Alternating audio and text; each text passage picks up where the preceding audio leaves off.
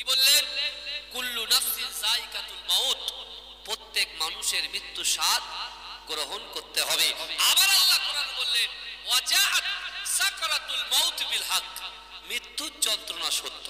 তাহলে তিনটা আয়াত আমরা সামনে নিলাম। তারপরে আবার আল্লাহ পাক রব্বুল আলামিন পরিষ্কারভাবে আবার কোরআনে বললেন ওয়ালিমান খাফা মাকামা রাব্বিহি জান্নাতান। আমার আল্লাহ কোরআনে বলে দিলেন বান্দা, তোমাদের অন্তরের ভিতরে আমি আল্লাহর ভয় নিয়ে তোমরা যদি আমি আল্লাহর সামনে দাঁড়াও, আমি আল্লাহ তোমাদেরকে দুটো জান্নাত দেব। জোরে বলেন, কটা জান্নাত দেবে? দুটো জান্নাত। কিন্তু আমার ভাইরা, আজকে বর্তমান যে সিচুয়েশন আমাদের কাছে উপস্থাপন হয়েছে, আমি বেশি খোলাখুলি বলতে চাই না, সমাজদারও কো ইশারায় কাফি है। এই যুবকেরা, আজকে আমাদের মাথার উপরে এত বড় সমস্যা, এত চাপ কিসের জন্য তৈরি হচ্ছে? এর জন্য তৈরি হচ্ছে যে কোরআন বিশ্বনবী রাসূল সাল্লাল্লাহু আলাইহি ওয়াসাল্লাম আজ থেকে ১৫০০ বছর আগে আমার দয়ার নবী মক্কা থেকে ৩.৫ কিলোমিটার দূর হেঁটে হেঁটে ওই মক্কার একটা বড় পাহাড় আছে, যে পাহাড়টার নাম হচ্ছে হেরা গুহা পাহাড়। ওই পাহাড়টা উঠতে 2 ঘন্টা, নামতে 2 ঘন্টা সময় লাগে। বাবাজি, বিশ্বনবী রাসূল সাল্লাল্লাহু আলাইহি ওয়াসাল্লাম আমার দয়ার নবী রাসূলুল্লাহ সাল্লাল্লাহু আলাইহি ওয়াসাল্লাম উম্মতের কান্ডারি, উম্মতের মুহাব্বতকারী সেই বিশ্বনবী রাসূলুল্লাহ মক্কা থেকে হেঁটে হেঁটে ওই পাহাড়ে উঠেছেন আর নেমেছেন। 1 বছর নয়, 2 বছর নয়, 23 বছর ধরে। জোরে বলুন না সুবহানাল্লাহ। কিন্তু ওই মক্কার জমিনে আল্লাহ রাসূল 3.5 কিলোমিটার হেঁটে 2 ঘন্টা উঠেছেন আর নেমেছেন। কিসের জন্য? উম্মতের হেদায়েতের জন্য। কিন্তু এই যুবকেরা, একটা জিনিস এবারে ভালো করে আপনি বুঝে যান, আজকে আমার রাসূল আমাদেরকে কি দিয়েছেন আর আমরা সেই রাসূলকে কি দিচ্ছি। রাসূল আমাদেরকে কি দিয়েছেন আর আমরা রাসূলকে কি দিচ্ছি, এটা বোঝার দরকার আছে না নাই? কথা বলেন আমার ভাইয়েরা, হে নবী পাকের উম্মত উম্মতিরা, হে নবী দেওয়ানারা, বিশ্বনবী রাসূলুল্লাহ সাল্লাল্লাহু আলাইহি ওয়াসাল্লাম মক্কা থেকে 3.5 কিলোমিটার দূরে আমার দয়ার নবী হেঁটে হেঁটে, এই যুবকেরা, যে পাহাড়ে উঠেছেন আর নেমেছেন, একবার নয়, দুবার নয়, আমার বিশ্বনবী রাসূলুল্লাহ 23 বছর ধরে উঠেছে আর নেমেছে। এই যুবকেরা, ওই পাহাড়ের উপরে আল্লাহ পাক জিবরাইলকে পাঠিয়ে দিয়েছে। জিবরাইলকে কি দিয়ে পাঠিয়েছে? আল্লাহর কোরআন দিয়ে পাঠিয়েছে। এই যুবকেরা, ওই কোরআনের সর্বপ্রথমে আল্লাহ যে আয়াত নাযিল করেছে, ইকরা বিসমি রাব্বিকাল্লাযী খালাক, পড়ো আপনার প্রভুর নামে, পড়ো আপনার প্রভুর নামে। এই যুবকেরা, এডুকেশন শিক্ষা, আর শিক্ষা হচ্ছে মানব জাতির মেরুদণ্ড। আজকে মুসলমান এত সমস্যার মধ্যে পড়ছে, তার কারণ হলো কোরআনটাকে দূরে সরিয়ে দিয়েছে, নামাজ থেকে দূরে সরে গেছে, পিতামাতার মুহাব্বত থেকে দূরে সরে গেছে। এই যুবকেরা, নবী পাকের উম্মত উম্মতিরা, রাতের অন্ধকারে প্রকাশ্যে অপ্রকাশ্যে চাইরিতে বাতিনিতে আমরা যারা গুনার ভিতরে লিপ্ত হয়েছি বাবা, এই যুবকেরা, একদিন কিন্তু এই দুনিয়া ছেড়ে আমাদেরকে চলে যেতে হবে। আল্লাহ পাক রব্বুল আলামিনের কাছে আমাদেরকে ফিরত যেতে হবে। কিন্তু এই যুবকেরা, যে বিশ্বনবী রাসূলুল্লাহ কোরআনের জন্য এত মার খেয়েছে, কোরআনের যত লাঞ্ছিত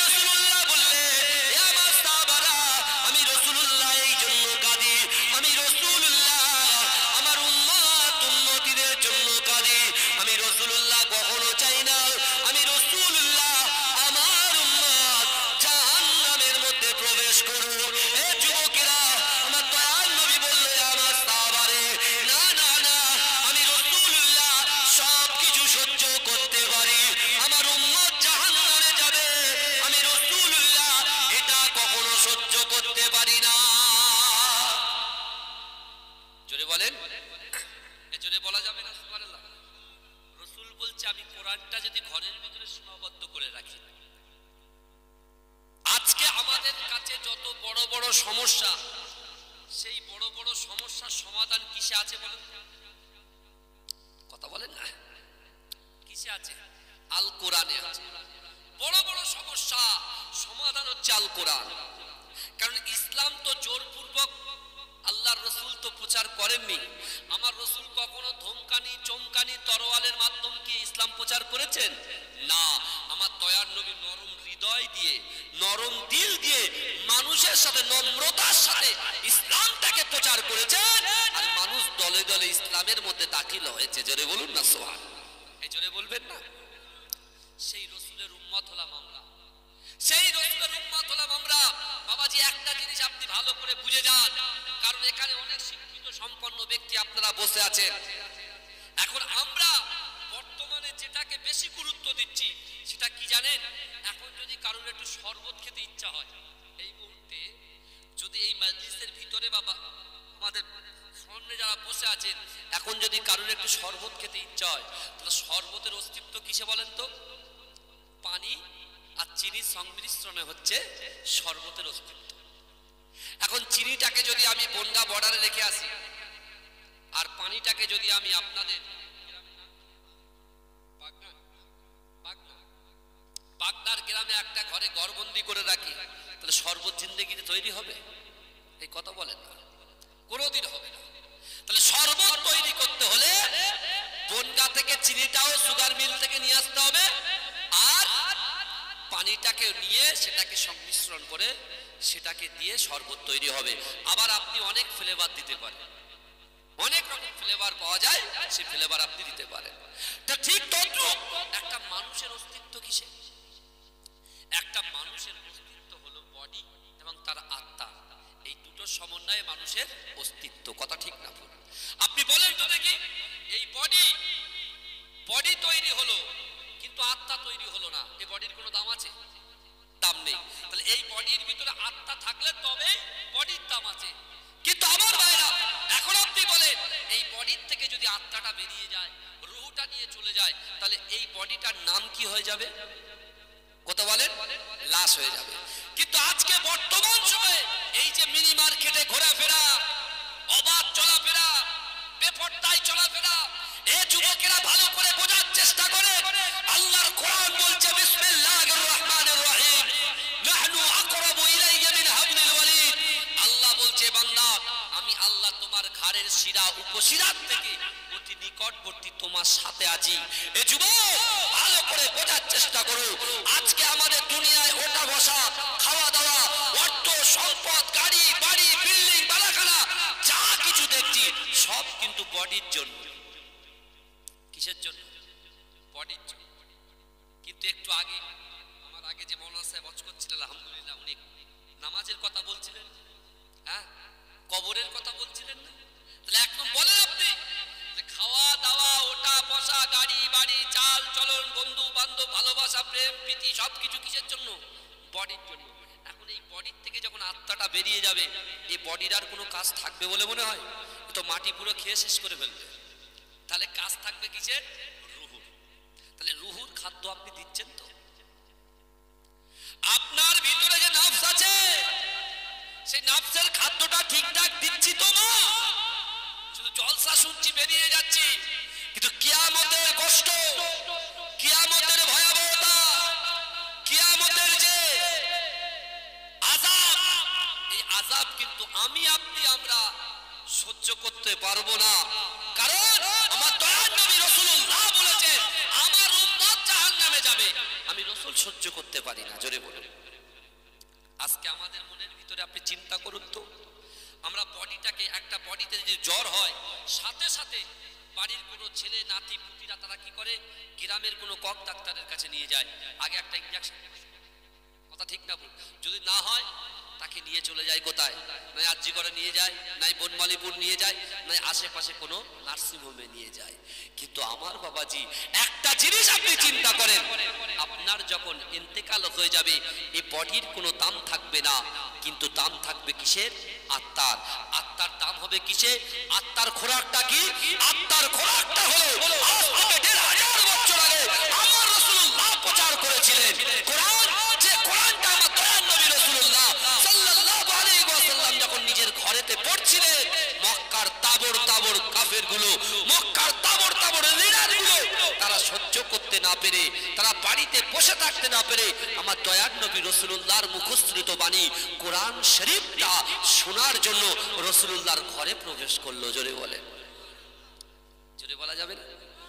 আমার ভাইয়েরা, এ নবী পাকের উম্মত উম্মতিরা, এ নবী দেওয়ানরা, বিশ্ব নবী রাসূলুল্লাহ সাল্লাল্লাহু আলাইহি ওয়াসাল্লাম কাবা শরীফের পাশে যখন আমার দয়ার নবী কোরআন তেলাওয়াত করতে লেগেছে, এ যুবকেরা, আবু জেহেল, আবু লাহাব, উতবা, শাইবা, শিবা, মুগিদা, খালিদ সকলে না থাকতে পেরে আল্লাহর রাসূলের শানে, আল্লাহর রাসূলুল্লাহর মুখস্থিত বাণী কোরআন তেলাওয়াত শুনতে লেগেছে। কিন্তু যুবকেরা, নবী পাকের উম্মত উম্মতিরা, বিশ্ব নবী রাসূলুল্লাহ সাল্লাল্লাহু আলাইহি ওয়াসাল্লামকে কোরআনটা থামিয়ে দিয়ে আবু জেহেল বলতে লাগলেন, হে মুহাম্মদ, না না না, আজ থেকে আপনি ঘরের ভিতরে কোরআন তেলাওয়াত করবেন। আমি আবু জেহেল, আবু লাহাব, উতবা, শাইবা, আমি এমন করে আবু সুফিয়ান আমরা সকলে সম্মিলিতভাবে এসে আপনার বাড়িতে কোরআন তেলাওয়াত শুনে যাব। কিন্তু যুবকেরা, আমার দয়ার নবী রাসূলুল্লাহ কথাটা চুপ করে শুনলেন। আবার আবু জেহেল বললে, ভাতিজা, না না না, তুমি যে কোরআন তেলাওয়াত করছো এই কোরআনটা যেন ঘরের বাইরে না যায়। যদি ঘরের বাইরে কোরআনটা চলে যায় তাহলে কিন্তু তোমার খবর আছে। না না না, কিছুদিন পরে বিশ্ব বাণিজ্যের মেলা হবে, যে মেলাতে এমন করে অল ওভার ওয়ার্ল্ড থেকে, সারা পৃথিবী থেকে মানুষগুলো মক্কার জমিনে আসবে। আর এখন যদি তুমি কোরআন তেলাওয়াত করো, মানুষগুলো তোমার কোরআন শুনবে, অর্থাৎ ভেদাভেদ তৈরি হয়ে যাবে। কিন্তু আমি আবু জেহেল তোমাকে সতর্ক বার্তা দিলাম, এই কোরআন যেন ঘরের বাইরে না যায়। কিন্তু যুবকেরা, আমার রাসূলুল্লাহ সাল্লাল্লাহু আলাইহি ওয়াসাল্লাম তখন কিন্তু একা ছিলেন। যে রাসূলুল্লাহকে আলামিন বলে ডাকা হতো, যে রাসূলুল্লাহকে সত্যবাদী বলে ডাকা হতো। কিন্তু যুবকেরা, আমার দয়ার নবী নবুয়াতের পরে যখন আবু জেহেল এমন করে হুমকি চুমকি দেয়, এ যুবকেরা, ওই সময় দয়ার নবী রাসূলুল্লাহ সাল্লাল্লাহু আলাইহি ওয়াসাল্লাম একটা কোরআনের আয়াত তেলাওয়াত করেছিল, ইয়া আইয়ুহাল্লাযীনা আমানুত্তাকুল্লাহ, ইয়া আইয়ুহাল্লাযীনা আমানুত্তাকুল্লাহ। আল্লাহ বলেন, বান্দারে, ওয়াত্তাকুল্লাহ, আমি আল্লাহ, আমাকে ভয় করো, আমি আল্লাহ, আমাকে ভয় করো। ওই সময় দয়ার নবী সকল কাফেরদের সামনে বলেছিলেন, হে আবু জেহেল, আবু লাহাব, না না না, তোমরা যে কোরআনটাকে ঘরের ভিতরে সীমাবদ্ধ রাখতে চাও, আমি রাসূলুল্লাহ আজ থেকে ওয়াদা করলাম, আমি রাসূলুল্লাহ আজ থেকে সংকল্প করলাম, এই কোরআনটাকে সারা বিশ্বের জমিনে, বিশ্বের ঘরে ঘরে আমি রাসূলুল্লাহ বন্টন করে দেব। জোরে বলবেন না? এ জোরে বলা যাবে না সুবহানাল্লাহ? আমার রাসূলকে চাপাচাপি করার জন্য, রাসূলকে ভয় দেখানোর জন্য মক্কার বড় বড় লিডাররা গোল করে ঘিরে রাসূলকে যখন হুমকি দিলেন, আল্লাহর রাসূল এই কোরআন দিয়ে তার উম্মতকে শিক্ষা দিয়ে গেলেন। আল্লাহর কোরআন দিয়ে সেই উম্মতে মুহাম্মাদী অর্থাৎ মুসলমানদেরকে শিক্ষা দিয়ে গেলেন, যারা শরিয়াত পছন্দ করে, যারা ইসলামের বিধানগুলো পছন্দ করে, ইসলামের যে 5টা ভিত্তি কলেমা, নামাজ, রোজা, হজ, যাকাতকে যারা মান্যতা দেয়, যারা স্বীকার করে, আল্লাহর রাসূল এই কোরআনের বার্তা দিয়ে বলছেন যে দুনিয়ার জমিনে কোনো লিডার, কোনো নেতা, কাউকে ভয় করা চলবে না। দুনিয়ার জমিনে যদি তুমি মুসলমান হও, তোমার ভিতরে যদি ঈমান থাকে, তাহলে যুবক ভালো করে শুনে নাও, তোমাকে কাকে ভয় করতে হবে? এই জোরে বলেন, আল্লাহকে ভয় করতে হবে। যে আল্লাহকে ভয় করবে সে কামিয়াবি হাসিল করবে। জোরে বলেন, এই জোরে বলবেন না? যে আল্লাহকে ভয় করবে। এখন আল্লাহর ভয় আছে, মানুষের ভয়েতে পাগল, সব কোন ঠাসা হয়ে যাচ্ছে। কি কি হবে সব চলে যাচ্ছে। অত সহজ নয়, অত সহজ নয়। শুনেন, আল্লাহ পাক কোরআনে বলছেন বিসমিল্লাহির রহমানির রহিম, আহাসিবান নাস ওয়া ইতরাকু আইয়াকুলু আমান্না ওয়া হুম লা ইফতানুন। আমার আল্লাহ কোরআনে বলে দিলেন, কি বললেন? আল্লাহ বলছে, কোরআনের আয়াতটা ভালো করে শোনেন। আল্লাহর কোরআনে আল্লাহ বলছে আহাসিবান নাস আইয়াতরাকু আইয়াকুলু আমান্না। আল্লাহ বলছে, হে আয় মানুষেরা, তোমরা কি মনে করো আহাসিবান নাস ওয়া ইতরাকু আইয়াকুলু আমান্না, তোমরা যারা ঈমান এনেছো। এখানে আমরা যারা বসে আছি বাবাজি, আমরা তো সবাই কলেমা পড়েছি, তো কথা বলেন না, কলেমা পড়েনি? আমরা সবাই কলেমা পড়েছি, কিন্তু কলেমা আমরা পড়েছি বলে, নামাজ আমরা পড়েছি বলে, কোরআন তেলাওয়াত করেছি বলে আপনার কলিজার ভিতরে ফিকির, আপনার কলিজার ভিতরে অহংকার, অহমিকা, এগুলোকে ত্যাগ করে দিতে হবে। কারণ আল্লাহ বলছেন তোমরা যারাই মানে এনেছো, তোমরা কি মনে করো আমি আল্লাহ তোমাদেরকে ছেড়ে দেব? ওহুম লা ইফতানুন, আমি আল্লাহ কি তোমাদের পরীক্ষা করব না? কে বলছে? আল্লাহ বলছে। তাহলে যা চলছে বর্তমানে সিচুয়েশন, আমি বলছি সমাজদারও কে ইশারায় কাফিয়ে, বর্তমান যা চলছে আমরা চোখে যেটা দেখছি, চোখে যেটা দেখছি, এটা হয়তো আমাদের কাছে পরীক্ষা। কথা ঠিক বলছি না ভুল বলছি? এটা আমাদের কাছে পরীক্ষা। যদি বলেন কেন পরীক্ষা? একটা ইমানদার ব্যক্তিকে আল্লাহ 5টা বিষয়ে পরীক্ষা করবে, যে কোনো একটা তার করবেই করবে। 5টা। ওয়ালা নাবলুয়াকুম বিশাইইম মিনাল খাউফি ওয়াল জু। বুঝলেন? আল্লাহ প্রথম পরীক্ষা করবে মানুষকে ভয় দেখিয়ে। ভয় দেখে, ভয়টা কি বলেন তো? কেউ ধরেন আমাকে ধরে আমাকে নানান রকম কিছু জিনিস উত্তপ্ত করছে, ওই জায়গায় কিন্তু আপনার ইমানের পরীক্ষা হবে। ওই জায়গাটা আল্লাহ ইমানের পরীক্ষা করবে, যে বান্দা মানুষকে ভয় পায় না আল্লাহকে ভয় পায়, মানুষকে ভয় পায় না আল্লাহকে ভয় পায়। যদি বলেন কেন? আল্লাহর রাসূল সাল্লাল্লাহু আলাইহি ওয়াসাল্লামের একজন সাহাবা ছিল, সে খাটো ছিল, কালো ছিল, পেটে ছিল, তার কোনো বংশ পরিচয় বলতে কিছুই ছিল না। এবং মানুষ রাসূলুল্লাহ সাহাবারা বা মক্কা বা মদিনার মানুষরা যেটা খেয়ে যেটা বাকি থাকতো, এক্সট্রা যে খাবারটা, সেই খাবারটা এখন চূড়ান্ত কিন্তু সে রাসূলুল্লাহ সাহাবা। জোরে বলেন, এই জোরে বলবেন না? সে পেটে, সে কালো, সে খাটো, তার কোনো বংশ পরিচয় নেই। তার বংশ পরিচয় বলতে মসজিদে নববী। বিশ্বনবী রাসূলুল্লাহ মসজিদে নববী শরীফে জোহরের নামাজটাকে শেষ করে আল্লাহর রাসূল বেরিয়ে গেলেন। বেরিয়ে গিয়ে দেখতে পাচ্ছেন আল্লাহর রাসূল সাল্লাল্লাহু আলাইহি ওয়াসাল্লামের ওই সাহাবা, যে সাহাবার নাম হচ্ছে হযরতে জুলাইবিব রাদিয়াল্লাহু তাআলা আনহু, তিনি এমন করে দূরের দিকে দাঁড়িয়ে দাঁড়িয়ে মাথাটা হেট করে আছেন। আল্লাহ রাসূল কিছু বললেন না, আল্লাহ রাসূল কিছু বললেন না। বাবাজি ভালো করে শুনে, এমন তো অবস্থায় বিশ্বনবী রাসূলুল্লাহ সাহাবা হযরতে বেলাল হুজুর আসরের আজান দিচ্ছেন। ওই আসরের আজানে জুলাইবিব রাসূলুল্লাহর পিছনে দাঁড়িয়ে দাঁড়িয়ে নামাজ আদায় করেছেন। জোরে বলুন না।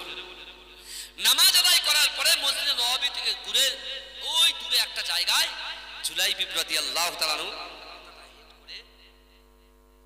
বসে আছেন, আর বিশ্বনবী রাসূলুল্লাহ বেরিয়ে এলেন। এই আমার রাসূলুল্লাহর চরিত্র দেখেন, আমার রাসূলুল্লাহর ক্যারেক্টার দেখেন, আমার রাসূলুল্লাহর স্বভাব দেখেন।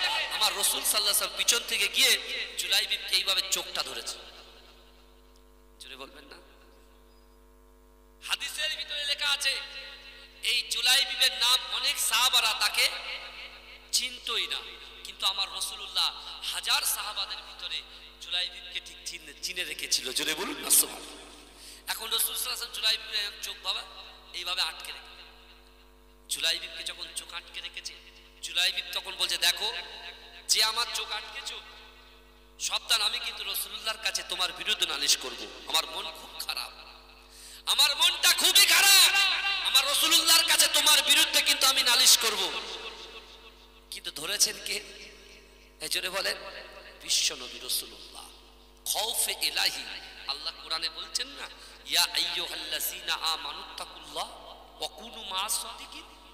ইয়া আইয়ুহাল্লাযীনা আমানু, হে আমার বিশ্বাসী ঈমানদার বান্দারা, ওয়াত্তাকুল্লাহ, আল্লাহকে ভয় করো, ওয়া কুনু মা'আস সাদিকিন, সত্যবাদীদের সঙ্গে থাকো। জোরে বলুন না সুবহান। আল্লাহর রাসূল কিছু বললেন না, জুলাইবকে আবার ধরে দেন, বুঝলেন? আবার বিশ্ব নবী রাসূল সাল্লাল্লাহু আলাইহি ওয়াসাল্লাম চুপ করে আছেন। জুলাইবি বলছে, দেখেন আপনি আমাকে ছেড়ে দিন, আমি কিন্তু রাসূলুল্লাহর কাছে নালিশ জানাবো। আল্লাহর রাসূল আয়াতটি যখন চাপলেন, জুলাইবি নিজের হাতটা যখন রাসূলুল্লাহর হাতের উপরে দিলেন, হাত নরম হাত, ও বুঝতে পেরেছে এই হাতে তো মুসতাফা করি, এটা অন্য কারোর হাত না, রাহমাতাল লিল আলামিনের হাত। জোরে বলেন, এই জোরে বলবেন না? জুলাইবি কি করেছে? রাসূলকে বুঝতে দেয়নি, রাসূলুল্লাহর হাতটা ধরে, মানে তার রাসূলুল্লাহর বডিটাকে তার পিছনে সুন্দর করে মাখতে চাইছে, তাই রাসূলুল্লাহকে ধরে বলছে, আমি কি বুঝতে পারিনি আপনি কে? আপনি হচ্ছেন দয়ার নবী মুস্তাফা জানে রহমাত। জোরে বলুন, এই জোরে বলুন। আমার ভাইজানেরা, এ নবী পাকের উম্মত উম্মতিরা, এ নবী দিওয়ানারা, এ যুবকেরা, এই সময় বিশ্ব নবী রাসূলুল্লাহ সাল্লাল্লাহু আলাইহি ওয়াসাল্লাম জুলাইবিবকে লক্ষ্য করে আমার দয়ার নবী বলেছিল, জুলাইবি, না না না, আমি রাসূলুল্লাহ তোমাকে মুহাব্বত করি, আমি রাসূলুল্লাহ তোমাকে ভালোবাসি। ও জুলাইবি, তুমি কি বিবাহ করবে না বাবা? ওই সময় জুলাইবি বলতে লাগলো, ইয়া রাসূলুল্লাহ, ইয়া হাবিবাল্লাহ, হুজুর, না না না, আমার কোনো বংশ পরিচয় নয়, আমি পেটে আমি খাটো, আমি কালো, আমি কুৎসিত, আমার কোনো অস্তিত্ব নয়, আমার কোনো সম্মান নয়। ইয়া রাসূলুল্লাহ, হাবিবাল্লাহ, কোনো বাপ তার মেয়েকে আমার সঙ্গে বিবাহ দেবে না, কিন্তু ইয়া রাসূলুল্লাহ, আমার সংকল্প আছে, আমার নিয়ত আছে, আল্লাহকে ভয় করব, রাসূলুল্লাহকে মুহাব্বত করব, আর কাল কিয়ামতের মাটিতে আমার আল্লাহ পাক জান্নাতের ভিতরে উড়েদের সঙ্গে আমার বিবাহ দিয়ে দেবে। জোরে বলুন না, কিরাম নিয়ত করছে দেখেন। আল্লাহ রাসূল সাল্লাল্লাহু আলাইহি ওয়াসাল্লাম যখন এই কথা বললেন, বাবা তুমি বিবাহ করবে না, জুলাইবি বললেন, ইয়া রাসূলুল্লাহ, আমাকে তো কেউ মেয়ে দেবেই না, তা আমি যাবো কেন? আল্লাহ রাসূল চলে গেলেন, বেরিয়ে গেলেন। আবার পরের দিন আবার রাসূলুল্লাহ আবার জুলাইবি বলছে, জুলাইবি, তুমি কি বিবাহ করবে না? জুলাইবি সেই একটাই কথা, ইয়া রাসূলুল্লাহ, আমাকে কে বিয়ে দেবে?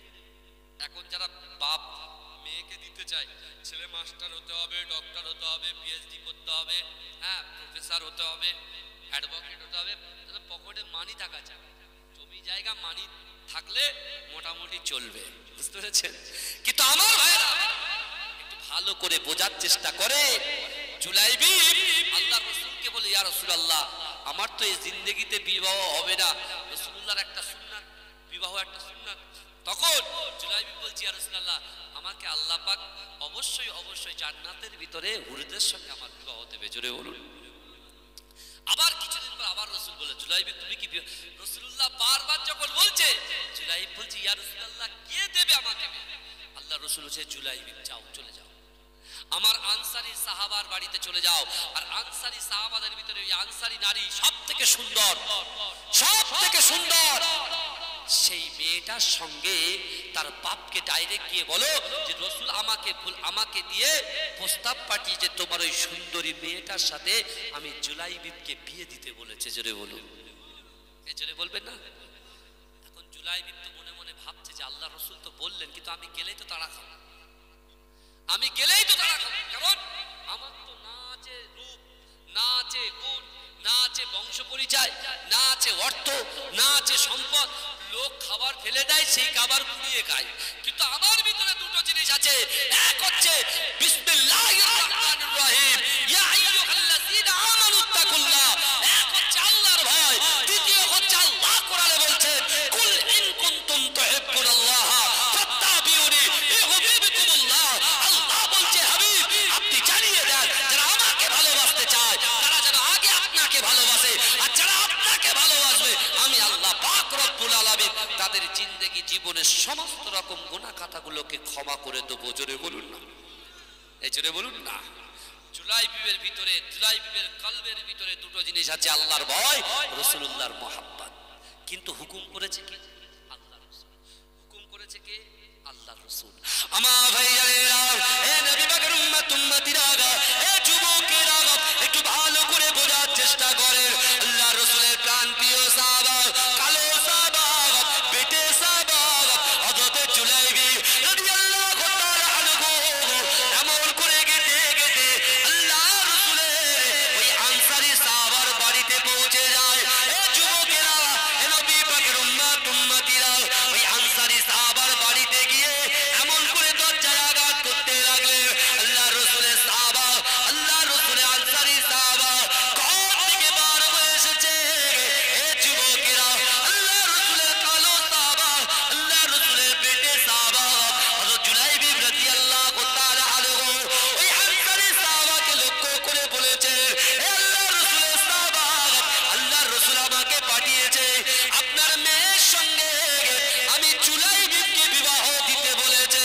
যেই কথা বলেছে আনসারী সাহাবা বলছে, না না না, এটা কোশ্চেন কালে এটা হতে পারে না, এটা আমার কাছে অসম্ভব।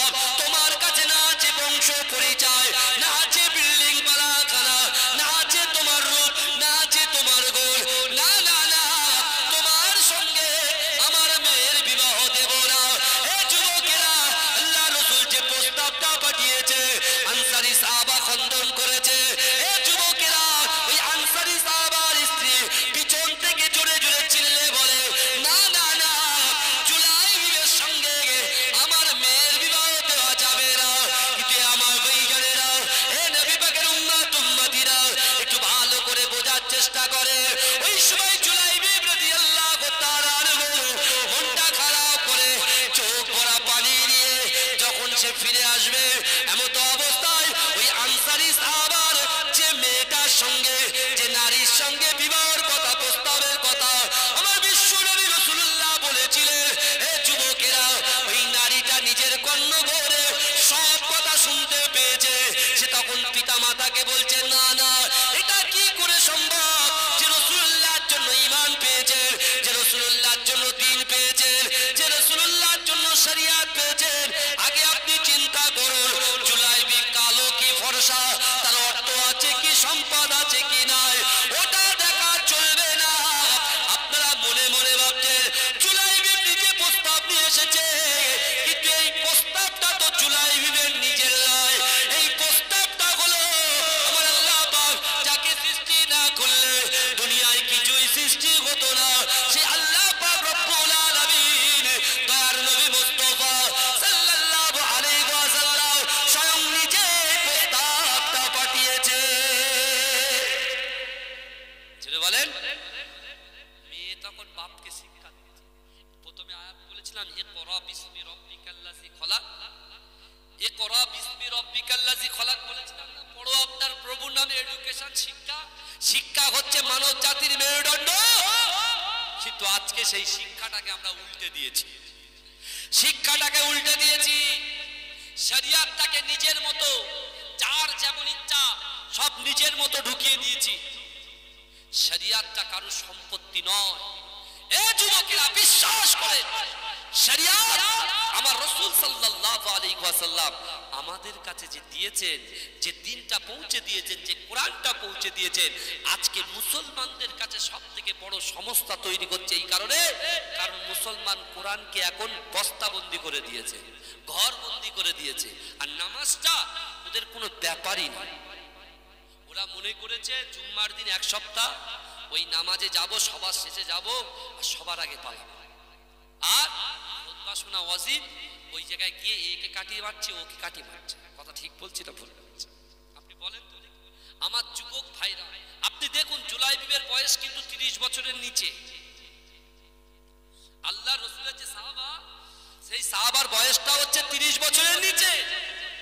কিন্তু তারপরেও রাসূলুল্লাহ বারবার করে বলেছেন, প্রস্তাব দিয়েছেন। আর কেমন করে শিক্ষাটা তার বাপ মা তার মেয়েকে দিয়েছে দেখেন।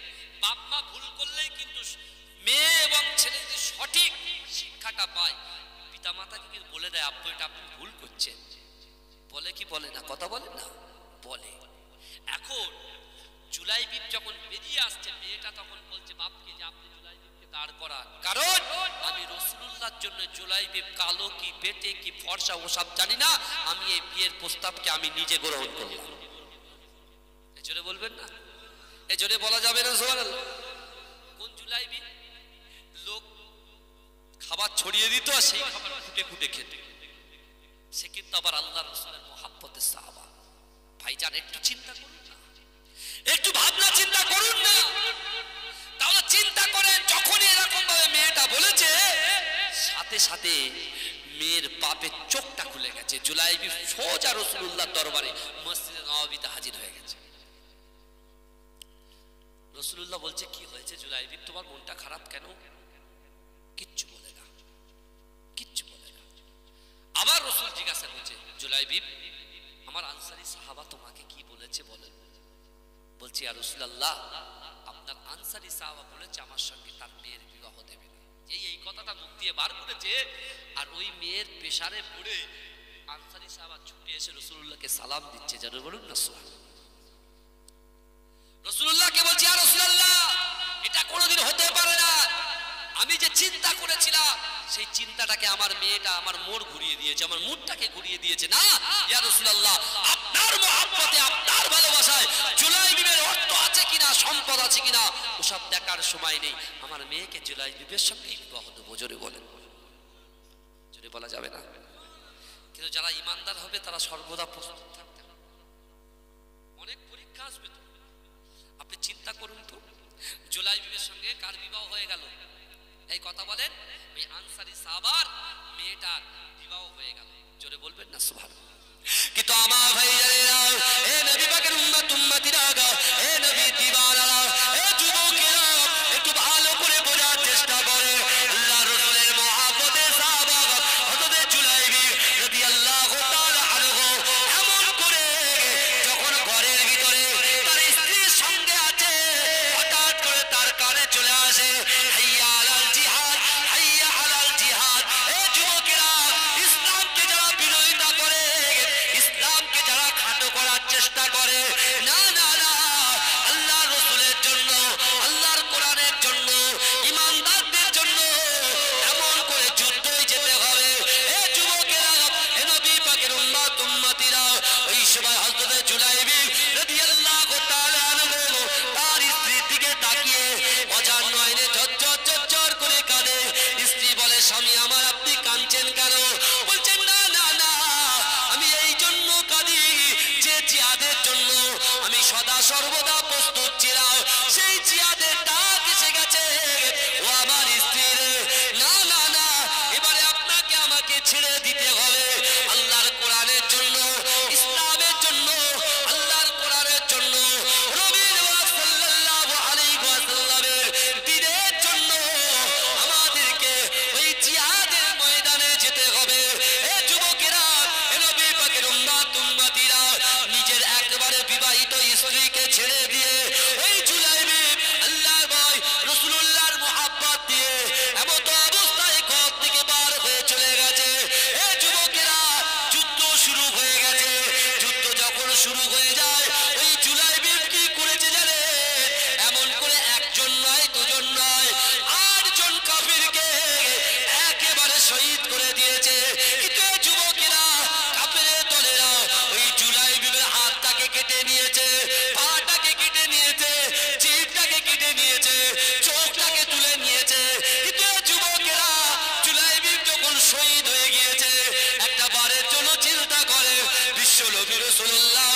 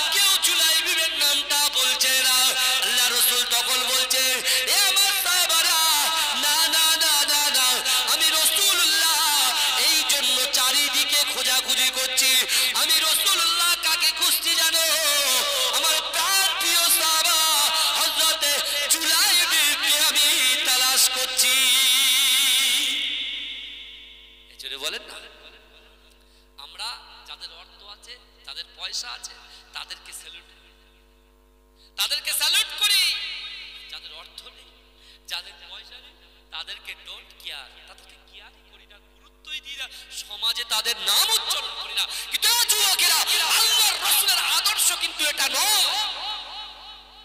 আমার দয়ার নবীর আদর্শ হলো যারা বড় যারা গরিব আমার রাসূলুল্লাহর কাছে উভয় সমান। জোরে বলেন, আমার আল্লাহর কাছে তারাই সমান। কারা? যাদের অর্থ আছে, যাদের অর্থ নেই, যারা 1 লক্ষ টাকা দান করছে, যারা 1 টাকা দান করছে, দুটোই কিন্তু আমার আল্লাহর কাছেই সমান। জোরে বলেন, এই জোরে বলবেন না? হযরত জুলাইবিবকে রাসূল খুঁজছে। জুলাইবিব কতজনকে কতল করেছে? 8 জন। কোন কোন কিতাবে লেখা আছে 7 জন, কোন কোন কিতাবে লেখা আছে 8 জন। কিন্তু এই যুবকেরা ভালো করে বোঝার চেষ্টা করেন, ওই জুলাইবিবকে রাসূলুল্লাহ তার লাশটাকে আমার রাসূলুল্লাহ উরুতে তুললেন। কিসে তুললেন? উরুতে। আমি প্রথমে বলেছি জুলাইবিবের মনের ইচ্ছা ছিল কি, ইয়া রাসূলুল্লাহ, আল্লাহ আমাকে উরের সঙ্গে বিবাহ দেবে। জোরে বলেন। আমার ভাইজানেরা, এ নবী পাকের উম্মত উম্মতিরা, এ যুবকেরা, একটু ভালো করে বোঝার চেষ্টা করেন বাবা। বিশ্ব নবী রাসূলুল্লাহ জুলাইবিবকে যখন কোলে তুলে নিয়েছে, উরুর উপরে তুলে নিয়েছে, এ যুবকেরা, আমার দয়ার নবী সাহাবারা দেখতে পাচ্ছে, আমার দয়ার নবী মুখটা ডান দিকে ঘুরিয়ে নিয়েছে। আল্লাহ রাসূলের সাহাবারা আল্লাহ রাসূলকে জিজ্ঞাসা করেছে, ইয়া রাসূলুল্লাহ, ইয়া হাবিবাল্লাহ, আপনি ডান দিকে কেন মুখটা ঘুরিয়ে নিলেন? আপনি ডান দিকে কেন মুখটা ঘুরিয়ে নিলেন? আল্লাহ রাসূল বলছে, না না না, আল্লাহ পাক রব্বুল আলামিন আমার জুলাইবিবের উপরে এত খুশি হয়ে গিয়েছে, এত রাজি হয়ে গেছে, এত খুশি হয়ে গেছে, এত রাজি হয়ে গেছে, আমার জুলাইবিবের সঙ্গে সাক্ষাৎ করার জন্য আল্লাহ পাকের জান্নাতের হুরেদের ঘোরাঘুরি শুরু হয়ে গেছে। এজন্য বলেন, তা আমি যখন জুলাইবিবকে বিবাহের প্রস্তাব দিয়েছিলাম, জুলাইবিব লজ্জাবোধ করতো, অর্থাৎ বিয়ের কথা শুনলে আমি রাসূলুল্লাহর সামনে জুলাইবিব একটু লজ্জাবোধ করতো, তাই আমি রাসূলুল্লাহ আমার মুখটাকে ঘুরিয়ে দিলাম যাতে আমার জুলাইবিব যেন লজ্জাবোধ না করে। জোরে বলুন, এ জোরে বলবেন না? তাহলে আপনি চিন্তা করেন, আমেরিকা আর ইউরোপকে সাথে নিয়ে যেভাবে ইসরায়েল ফিলিস্তিনের উপরে অ্যাটাক করছে, যুবক, আজকে আমি তুমি কম্বলের ভিতরে ঘুমাতে পাচ্ছি, আমি তুমি খেতে পাচ্ছি, কিন্তু আমার ভাইরা আজকে ফিলিস্তিনের মুসলমানদেরকে দেখে আসেন, তাদের কাছে কম্বল নাই, তাদের কাছে খাবার নাই, তাদের কাছে পানি নাই, ছেলেগুলো ঠক ঠক করে কাঁপছে। বুঝতে পেরেছেন? তা তাদের কাছে গিয়েছে, কে গিয়েছে? প্রেসের লোকেরা গিয়েছে। এই প্রেসের লোকেরা গিয়ে বাচ্চা বাচ্চা যুবকের মুখের কাছে মাইক নিয়ে বলছে যে কি ব্যাপার বলো তো, এত অ্যাটাক করছে, তারপরে তোমরা কেন ফিলিস্তিন ছেড়ে চলে যাচ্ছ? এত মারছে, এত ধরছে, তোমরা কেন ফিলিস্তিন ছাড়ছো না? সেই যুবকগুলো বলছে, না না না, আমরা জীবন দিতে রাজি আছি, আমরা জীবন দিতে রাজি আছি, আমাদের সে সম্বলটুকু, যে ঘরটুকু বেঁচে আছে, যে জায়গাটুকু বেঁচে আছে, যে ব্যবসাগুলো বেঁচে আছে, সবকিছু আল্লাহর রাস্তায় কুরবান করতে রাজি আছি, কিন্তু বাইতুল মুকাদ্দাসকে ছাড়তে রাজি নয়। জোরে, এই জোরে বলেন, কেন বলেন? কেন বাইতুল মুকাদ্দাসকে ছাড়তে রাজি নাই? আল্লাহর কোরআনে পড়েননি, সুবহানাল্লাযী আসরা বিআবদিহি লাইলাম মিনাল মাসজিদিল হারাম ইলাল মাসজিদিল আকসা। হ্যাঁ, কাবা শরীফ থেকে মসজিদুল হারাম, এই সেই বাইতুল মুকাদ্দাস মসজিদে এক রজনীতে আল্লাহ নিয়ে গিয়ে ওখান থেকে আমার রাসূলুল্লাহর সঙ্গে আল্লাহ সাক্ষাৎ করলেন। আমার রাসূল জান্নাত দেখলেন, জাহান্নাম দেখলেন, আমার রাসূলকে মুহাব্বত করে ভালোবেসে আল্লাহ পাক উপঢৌকন কি দিলেন? আকিমুস সালাহ, নামাজ দিলেন। জোরে বলেন, জোরে হবে না? সুবহানাল্লাহ। এটা দরুদ শরীফ পড়ুন। আল্লাহ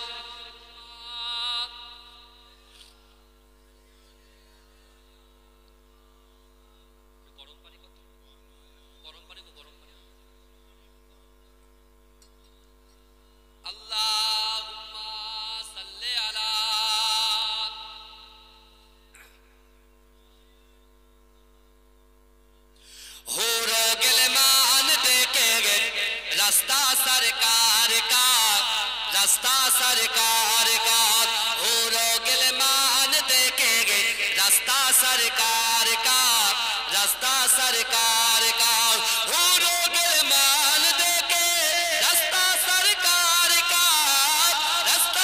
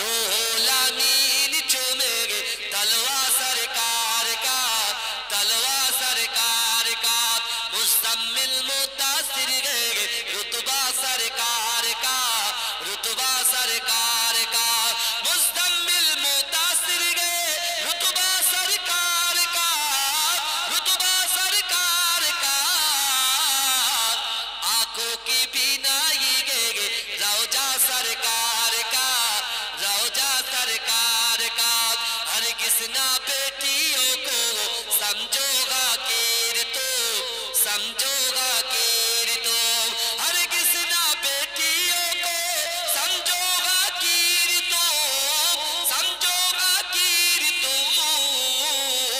चलती है बेटियों से सजरा सरकार का, सजरा सरकार का।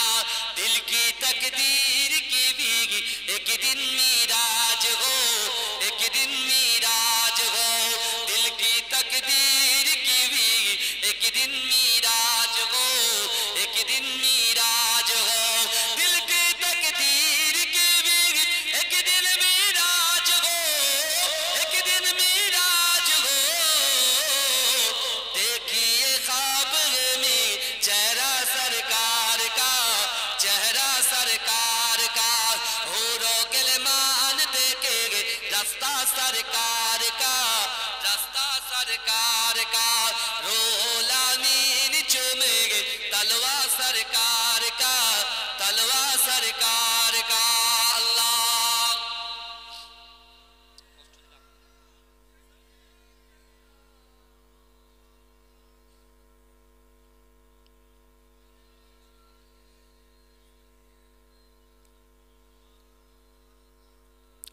আমার বাবাজিরা ভাইরা, ওয়াজ কিছু বোঝা যাচ্ছে তো নাকি? যে কোরআনের আয়াতগুলো আমি বললাম সেই আয়াতের সাথে সামঞ্জস্য পাচ্ছেন তো? হ্যাঁ, আল্লাহর ভয় কেমন ছিল জুলাইবিনে?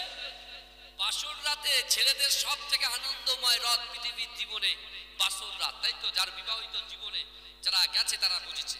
কিন্তু সেই রাতে রাসূলুল্লাহ এবং আল্লাহর কোরআনের জন্য, ইসলামের জন্য ত্যাগ করে দিয়ে গেল কোথায়?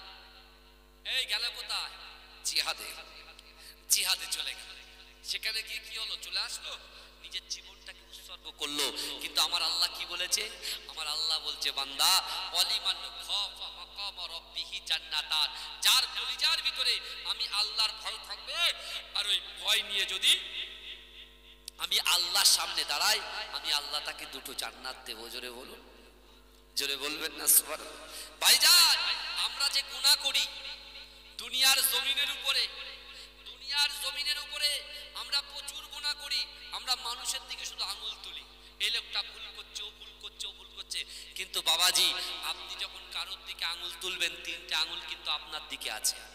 কথা ঠিক বলছি না ভুল বলছি? আল্লাহ কোরআনে বলছে, বান্দা তোরা যা করিস, যা দেখিস, যা ভাবিস, আমি আল্লাহ সব কিছু অবগত। জোরে বলেন, জোরে বলবেন না সুবহানাল্লাহ? আল্লাহ বলছে সব অবগত, আমি সব জানি।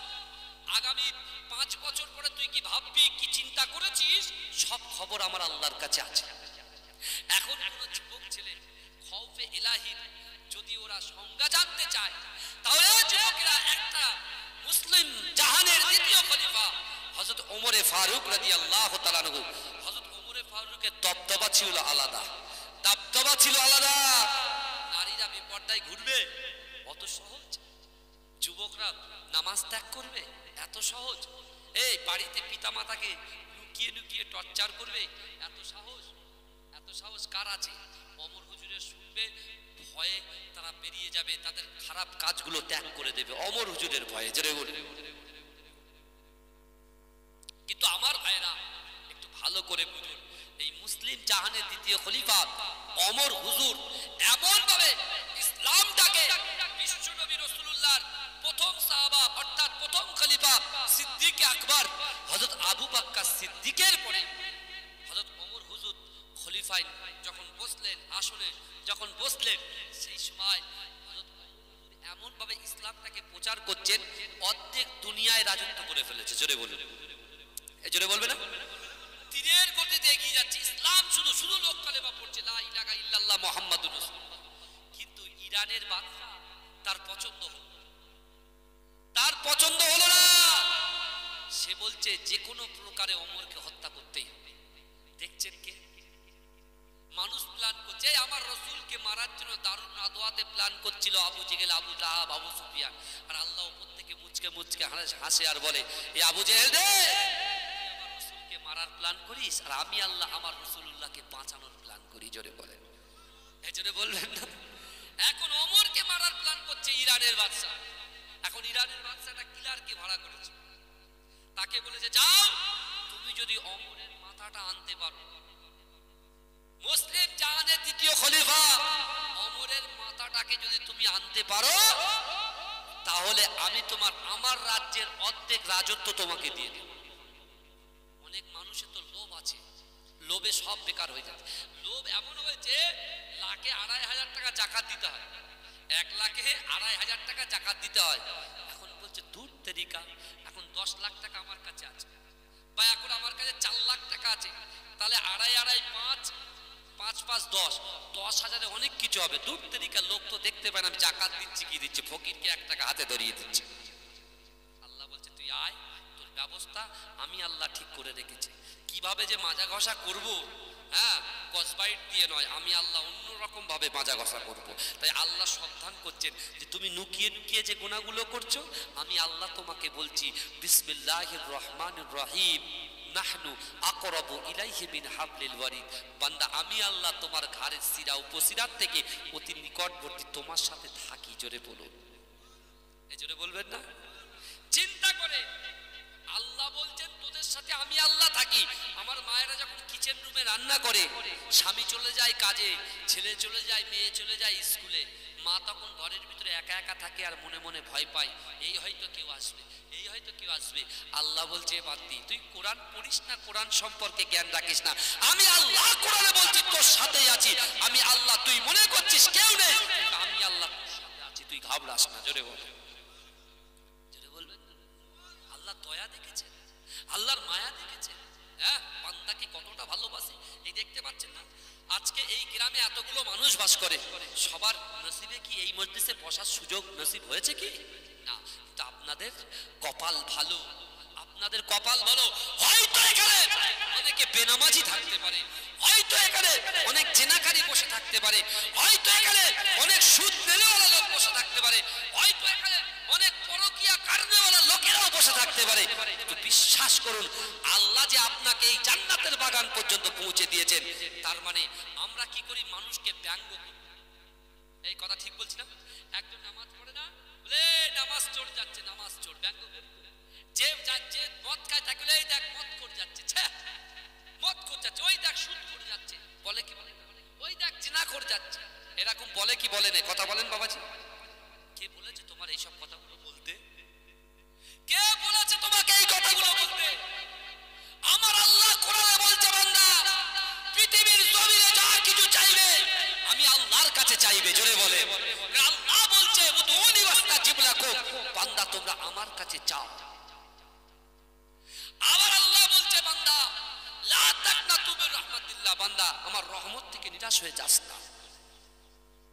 আজকে যাকে বলছি মাতালি, যাকে বলছি জুয়ারি, যাকে বলছি আমরা সুদখোর, যাকে বলছি আমরা ব্যভিচারিণী নারী, এ যুবকেরা একটুকুনি বোঝানোর জন্য আমি একটু জায়গাটা চেঞ্জ করে একটু অন্যদিকে যাচ্ছি।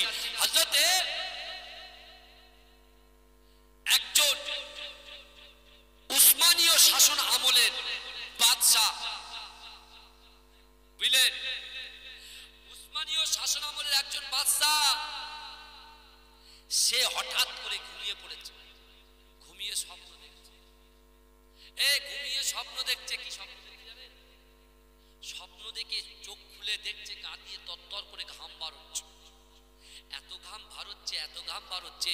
সে তখন তার উজিরকে ডেকে বলছে এই শিগগিরই ঘোড়া রেডি কর। বলে কেন? বলে শিগগিরই ঘোড়া রেডি করো। যে ঘোড়া এই জন্য রেডি করতে বলছি কেন, আমার রাজত্বে মানুষ ঠিকঠাক ভাবে খেতে পাচ্ছে কিনা, উঠতে পারছে কিনা, বসতে পারছে কিনা, আমি সেটা দেখতে চাই। জোরে বলুন, এই জোরে বলুন না সুবহানাল্লাহ, বুঝলেন না? সে বলছে আমি দেখতে চাই। এতদিন কোথায় ছিল সে? এখন বলছে কেন? আল্লাহ এমন একটা দাঁড়ানোওয়ালা খব, এমন একটা দাঁড়ানোওয়ালা স্বপ্ন আল্লাহ দেখিয়েছে, তার দিলের টনকটা নড়ে গেছে। তার দিলের টনকটা কি করেছে? নড়ে গেছে। এ যুবকেরা ভালো করে বোঝার চেষ্টা করে, সেই ব্যক্তি এমন করে চিন্তা করছে, সেই ব্যক্তি চিন্তা করছে যে এরকম স্বপ্ন আমি কেন দেখব, বুঝলেন না? এবারে তিনি কি করছেন জানেন? তিনি যখন উজিরকে বললেন যে একটা ঘোড়া প্রস্তুত করো, সে ঘোড়া প্রস্তুত করে দিল। এখন সে ঘোড়ার উপরে সওয়ার হয়ে সুলতান সুলেমান সে যখন যাচ্ছে বুঝলেন, গিয়ে দূরে দেখছেন একটা লাশ কি পড়ে আছে ভাইয়া, একটা লাশ পড়ে আছে। আর সেই লাশের পায়ের কাছে, পিঠের কাছে, মাথার কাছে কিছু লোক গোল করে ঘিরে দাঁড়িয়ে আছে।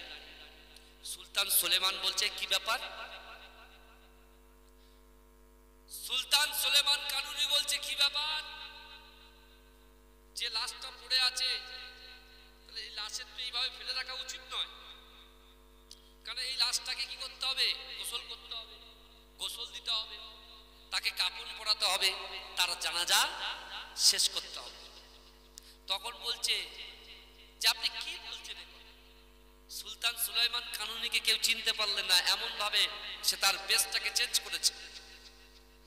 সবাই বলছে আপনি জানেন না এই লোকটাকে কেউ মাটি দেয়, কেউ গোসল দেয়? বলে কেন? বলে মদ খেতে। এ জেনা করত, পতিতালয়ে গিয়ে রোজ জেনা করে আসতো, মদের দোকানে গিয়ে বোতল মদ কিনে নিয়ে আসতো। সুলতান সুলাইমান কানুনের চোখটা বুঝিয়ে কিছুক্ষণ পরে বলছে তার এ কি মুসলমান নয়? এই ভালো করে শুনবেন কথাটা, এ কি মুসলমান নয়? আমরা নামাজ পড়ি, রোজা রাখি, যাকাত দিই, হজ করি, তারপরে পরচর্চা, পরনিন্দায় লিপ্ত, কাউকে কিছু না ভেবে তার সঙ্গে না মিশে তার নিয়ে কুরুচিকর মন্তব্য করে দিই। কিন্তু যাকে আপনি কুরুচিকর মন্তব্য করছেন ও নামাজ পড়ে না, কিন্তু আমি নামাজ পড়ি, আমি যদি সবসময় ওর বিরুদ্ধে কথা বলি ওর কিন্তু সওয়াব হবে আর আমার থেকে মাইনাস হবে। বুঝেছেন মা? ভালো করে বোঝার চেষ্টা। এখন সুলতান সুলাইমান কানুনি বলছে তা তুমি কি জানো না মুসলমান কি নয়? সবাই চুপ করেছে। সুলতান সুলাইমান কানুনি বলছে তোমাদের কাছ থেকে শোনা হলো, চলো এর বাড়িতে কে কে আছে? বলে এর কোনো সন্তান নেই, একটা স্ত্রী আছে, বাড়িতে তার বউ আছে। বলে চলো আমাকে নিয়ে চলো। নিয়ে গেল, নিয়ে গিয়ে দেখছে বউটা আছাড় খেয়ে কাঁদছে। কার জন্য? স্বামীর জন্য। একটা স্বামী যদি বাজে হয় বউ কি কাঁদে? কাঁদতে পারে বলে মনে হয়?